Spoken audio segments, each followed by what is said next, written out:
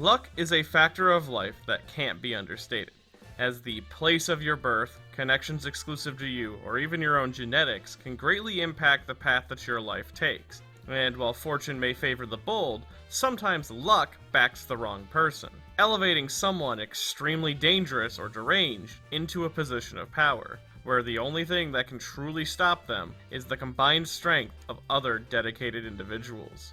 And one perfect example of this is the sadistic, sparking Soviet secretly strong-arming sedition, that being Colonel Yevgeny Borisovich Volgin.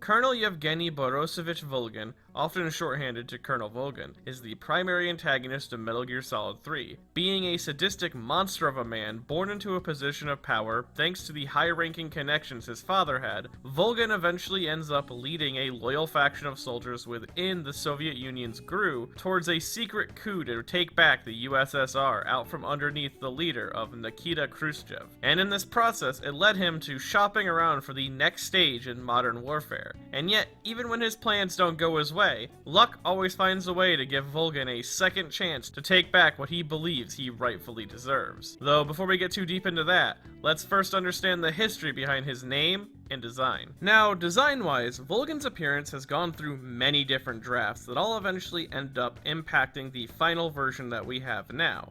Though, if there was one element that remained consistent throughout all versions of Volgin, this would be that he is massive and covered in scars, creating a terrifying, almost demonic-like presence, which is seen best in his initial design, where the scars were spread all across his body, and thus he wrapped himself in a full rubber uniform, one that even hid his face via gas mask, similar to that of Psycho Mantis, who is a character that he will become very close to later into the series. Now, these scars would eventually be dialed down in severity, but they were still prominent amongst his design to represent the danger of his own abilities, while making him seem like someone who has seen a lot more combat than he actually has. His rubber combat suit also used to look a lot closer to that of a tire, rather than the more circuitry design that we have now. As well, he was originally going to have a prosthetic arm that had a built-in hidden weapon. This was likely going to be used to fire out bullets while he was fighting with his fist. Though, interestingly enough, a possible holdover of this aspect of his character could be seen in his ability to identify other hidden weapons like Eva's Kiss of Death, which is a firearm stored inside of a lipstick tube-like container. And he didn't even lose the element of shooting while he punches, as this part of his design was later translated into his use of the Soviet 7.62 cartridges as brass knuckles in the main game. Now, mannerisms-wise, Volgin is a melting pot of different influences. Firstly, you of course have his significant Russian influence, but also he has a lot of American baked into him, from him directly referencing the Alamo while firing the Davy Crockett, emphasizing where the missile got its name from, as well in the commentary of Metal Gear Solid 3, Kojima lists Carl Weathers' character, Colonel Dillon, from Predator as a main inspiration for Volgin's own personality, at least in the scene in which he fires the Davy Crockett, which this inspiration could also be why they chose to go with Colonel over Major in the first place, as according to the casting call for Metal Gear Solid 3, there was indecision between his ranks during the game's development. Though, speaking of influence over his name, much like his character design, Colonel Volgin's full name pulls from a lot of places. Firstly, you have Yevgeny, which is rooted from the same Greek origins as the English name Eugene, which essentially means noble or well-born, and relates to Volgin's own connections, as he is the son of one of the philosopher's money launderers, Boris Volgin, which connects back to the seeming meaning behind his middle name, Borisovich, which means son of Boris. So this can be seen as a literal connection to his father. Then finally you have the family name of Volgin, which originates from the longest river in Europe, the Volga River. This name Volga ties very well into Volgin, as Volga is based off of the Proto-Slavic word for moisture, and can be related to the areas in which Volgin's electrokinesis is most noticeable and most dangerous, such as the raining bridge during the Virtuous mission, the humid swamp at the warehouse, and of course on the outskirts of Groznygrad. As well, the Volga River being selected for Volgin's name could be tying back to his goals to unify the Soviet Union back to its old glory under a new leader, as the Volga River is tied to many powerful resources in Russia, which has led it to becoming an icon of unification within the country, sometimes even being referred to as Mother Volga. In a similar sense, Volgin seeks to use his own resources to reclaim the Eastern Bloc under a new Soviet ruler and unite the philosophers once again, seeing their fighting as the true cause of the Cold War. Though Volgin also has a code name, this being Thunderbolt, and it was how the casting call was dispersed, and this of course is in reference to the lightning, or electromagnetic plasma, that Volgin can produce. Though, one interesting thing about this electricity is it's still one of the few supernatural phenomenons not explained away in the series by any sort of pseudoscience, very similar to that of ghosts and some psychics, which makes Volgin rather unique in the series, as while Phantom Pain did its best to explain away the Cobra's abilities through parasites, and the Future Solid games love to pull out nanomachines, Volgin's powers are just 100% Scott Steiner certified. He's just a genetic freak, and that means he's not normal, as Volgin's body can carry up to 10 million volts of electricity that he can use in quite a lot of ways, from enhancing his own overall abilities to covering his body in a defensive electric barrier. As well, he can use general electrokinesis to allow him to shoot out bolts of lightning. He can lift and suspend objects in the air using this electricity and fire them out in a spread-like fashion. Volgin can even restore his own charge by directly absorbing electricity from any power source. As well, he can do the reverse, using his own reserves to power and control devices at his will. Now, interestingly enough, when generating electricity, Volgin causes the area around him to glow in a bluish tint, as well as the lightning created from his body having that same distinct blue color. Either way, this bluish color could be in reference to the real-life phenomenon called Cherenkov radiation, which is a specific type of electromagnetic radiation founded by the famous Soviet physicist of the same name. Now, bolts of lightning can generate their own electrical magnetic waves from their discharge, and this could be what's causing the blue color that we notice whenever Volgin uses his powers in closed spaces. So, when Volgin's body acts as a generator for electricity, this allows him to generate not only electromagnetic radiation, but also electromagnetic waves, which is seemingly the explanation to how he is able to catch bullets fired at him from the front. And given how it is used in Metal Gear Solid 3, it's very possible that Volgin's ability went on in-universe to be the inspiration behind Fortune's electromagnetic field generator, as Ocelot takes a lot of inspiration from Volgin following his time in Gru, and he would have the opportunity to study his body soon enough. So Volgin may have actually gone on to impact the lives of other people. It's kind of interesting someone favored by luck would go on to help someone named Fortune. Though Volgin's abilities aren't as all-powerful as that device, as Volgin's protection only comes from the front. As well, his status as sort of a battery leaves him subject to all of the weaknesses of normal electricity and electromagnetic waves in the series, such as Chaff Grenade, as using them on Volgin causes a disruption in his power. Though, even with these drawbacks, Volgin's ability and status has allowed him to build up quite a seasoned military career on the surface. Joining the Red Army following his retirement from boxing, where he developed quite the capable CQC abilities, Volgin was welcomed into the Soviet secret police unit, likely due to his size and abilities. It is here where he would see fit to torture and kill prisoners of war for his pleasure, specifically being involved in the Kaitan massacre as well as both the Ukraine and Belarus ones later on. He would also go on to help suppress the unrest in Eastern Germany as well as Hungary, and his methods of torture were needlessly cruel, removing the blindfold of his victims before beating them down, both so that they could see their killer, but also so that he could enjoy the looks on their face as he killed them. And it is said that he would brag about his body count of over 100,000 men. Though it is his role throughout his time in the Red Army that emphasizes two important elements about Volgin. Firstly, as I mentioned, he is unnecessarily cruel. Like, firstly, for example, you have his habit of laughing, which might at first seem like a general excited villain trait, but Kojima goes more into depth about this in the Metal Gear Solid 3 commentary, stating that Volgin's laugh is caused by him remembering the cruel or despicable things that he has done throughout his life, pointing out specifically the scene in which he expresses false remorse for having to kill Eva, after her cover is blown as a spy, as he chuckles to himself thinking about all the things that he has done to her in that time. As well, while it is true that he does torture for information,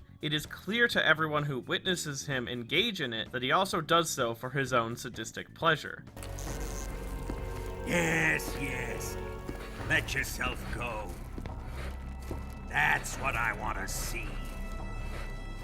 Though, having an aggressive approach to torture does allow Volgin to mask a lot of his acts of murder as just an overzealous torture session, a tactic that Ocelot would later use to great effect in the rest of the series. The game even goes out of its way to use its music to emphasize how much of a threat Volgin really is, with both of his specific tracks being named after his worst traits, from Volgin the Torturer and Clash with Evil Personified, with the former being a steady rhythmic beat that is supposed to build suspense almost like a slasher villain theme, this approaching evil with each beat acting as a stomping step in the direction of his next threat. This is also emphasized in the usage of this song during the scene in which he uncovers Snake's disguise. As well, the addition of strings halfway into the beat help continue to build up Volgin's own wrath. With the drumming ceasing and his wrath inflicted, there is almost a deafening silence in the last single chord that finishes out the song, showing the loss of consciousness, or in some cases life, of Volgin's victims.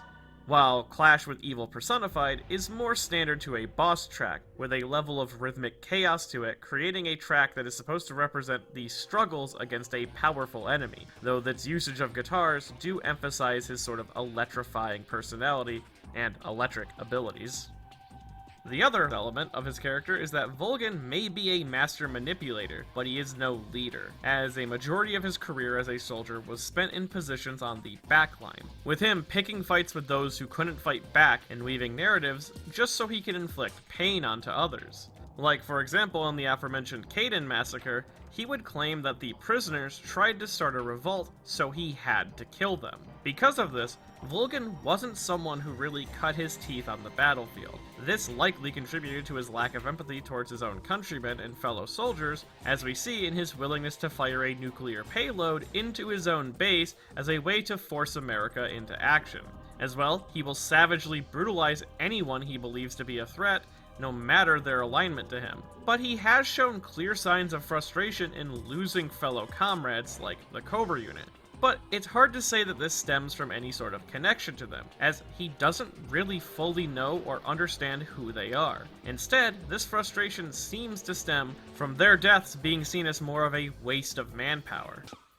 The old man is always sleeping. Is he all right? The end is saving what life he has left in him for battle. That leaves only the Fury. How can the legendary Cobras be beaten so easily?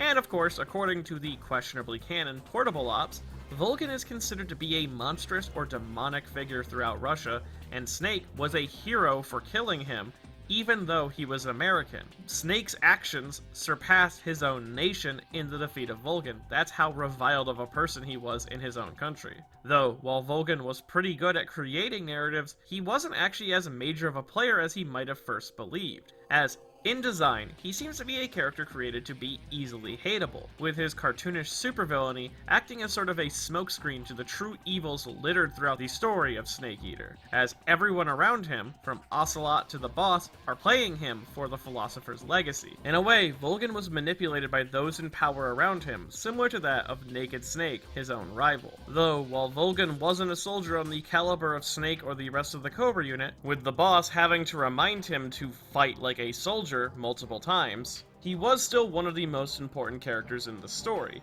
as he inherited the Philosopher's legacy from his father and is using it to make the impact on the world stage that he has, as thanks to the spy network that he now has access to, he was able to make connections with Leonid Brezhnev, someone Volgin wished to see take power and topple the current leader of Nikita Khrushchev, who he saw as weak-willed and unfit to help unite the world. In fact, Volgin seemed to have some sort of grudge against Khrushchev, even using his money to call for the mass production of the Object 2079 tanks, which was a heavy tank project that was abandoned and then later completely forbidden by Khrushchev, all so that he could flex the power he now has, as Volgin being able to acquire one was impressive, but spawning 8 into existence seemed nearly impossible. And he does so because Volgin is a very flashy individual.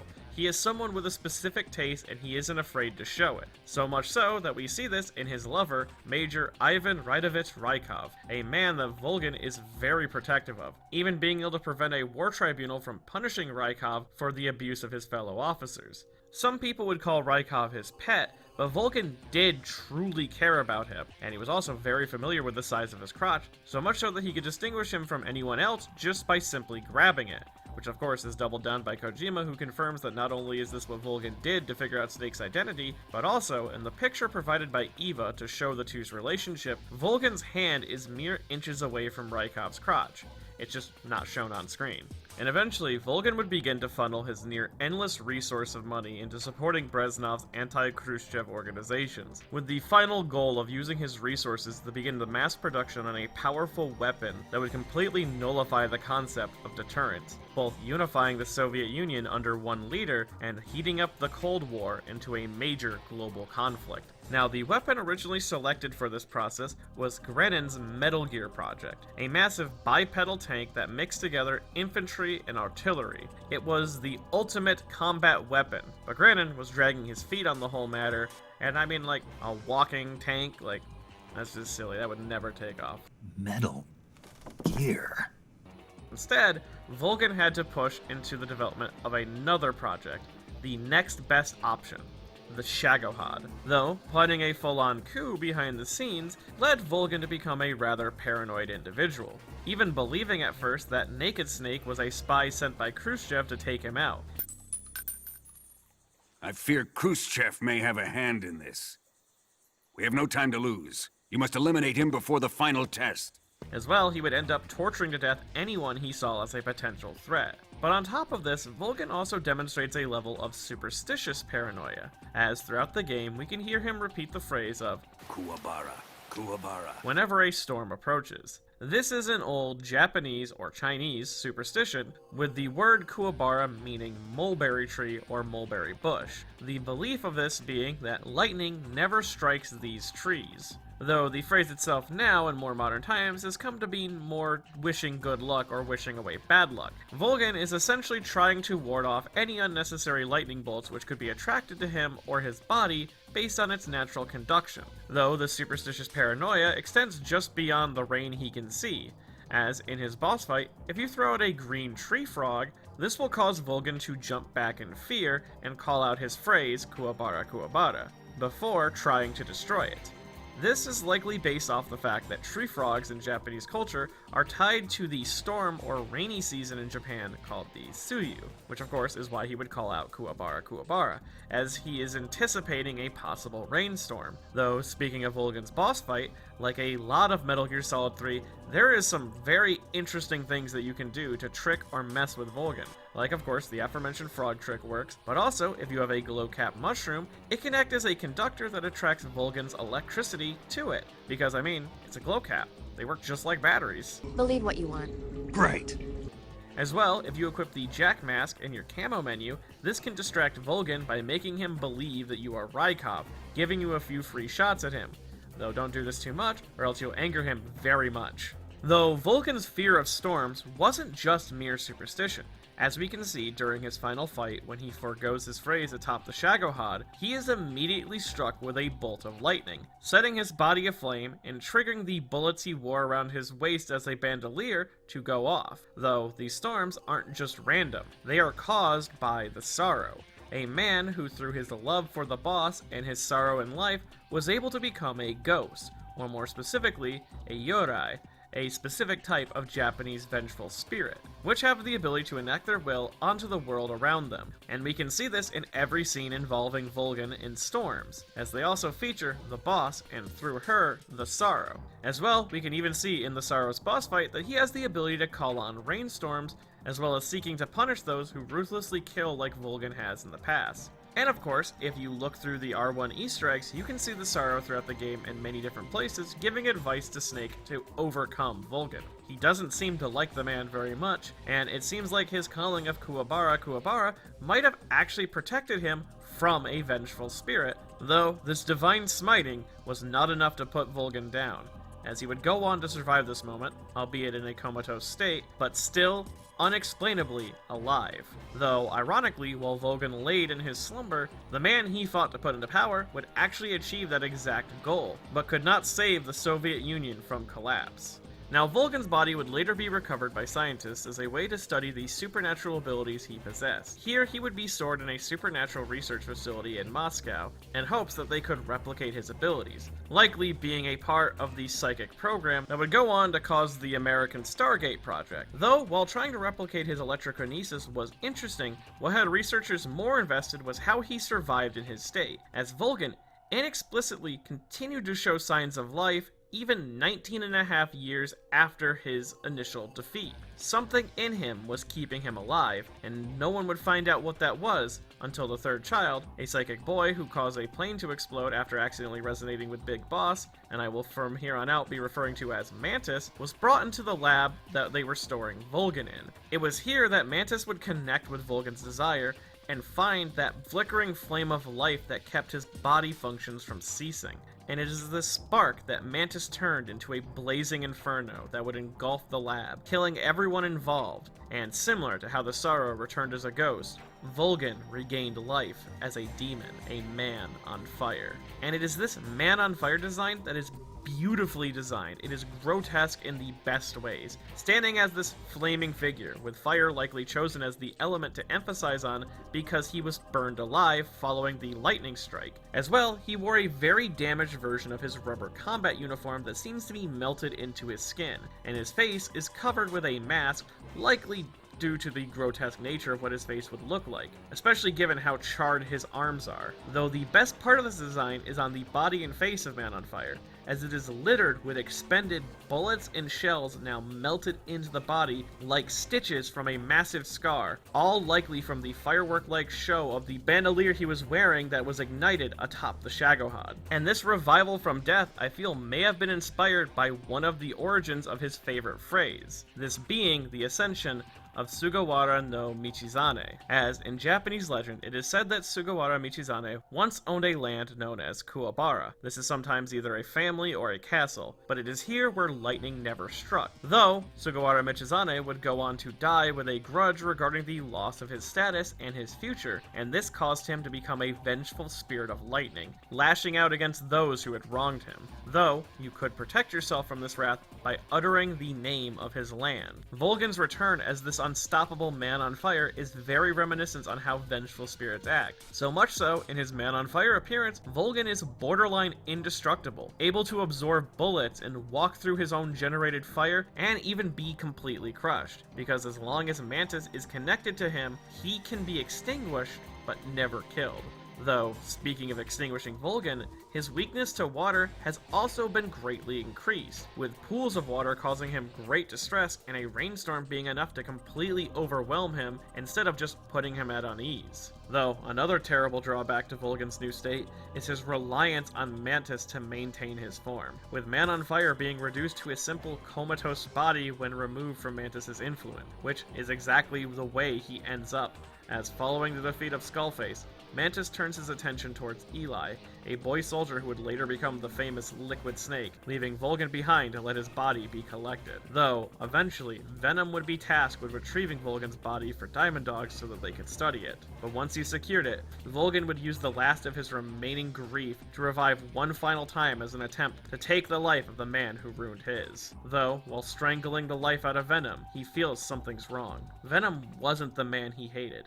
No, he was closer to the person who he showed real respect towards, the boss. Someone Volgin idolized to the point that during his raid on the hospital during Phantom Pain, his spirit generated the body of a horse that not only matched the boss's horse, but also emulated the statue outside the hospital that seems to depict her. And it was in realizing that Venom wasn't Big Boss, this last thing that gave his life purpose was now stripped away. And soon, Volgin's once unstoppable strength began to waver, as the flames dimmed and eventually died out. The Man on Fire had become completely extinguished. And it is this journey that makes Colonel Volgin such a fascinating character to follow. He is someone who, while working towards secret plans of his own, is surrounded by so many people with multifaceted motives that he comes off as almost refreshingly simple in his actions. And it feels like this type of character wouldn't be replicated until, like, Sundowner and Rising Revengeance. And I find his return in Phantom Pain to be very interesting, as it recontextualizes Volgin's role as sort of a tool being manipulated by those around around him by making him a literal tool of vengeance being manipulated by Mantis and through that, Skullface, but no one could ever truly bottle this lightning bolt. And if you enjoyed this video and want to see more videos like it in the future, I have a Patreon at patreon.com/MetinutTheBadGuy. Every little bit helps keep this channel flowing as smoothly as it does. And if you want to find a recharge of a sort, I think you can do so by buying a copy of Shimoneta, A Boring World with Contradictory Jokes Doesn't Exist at buyshimoneta.com.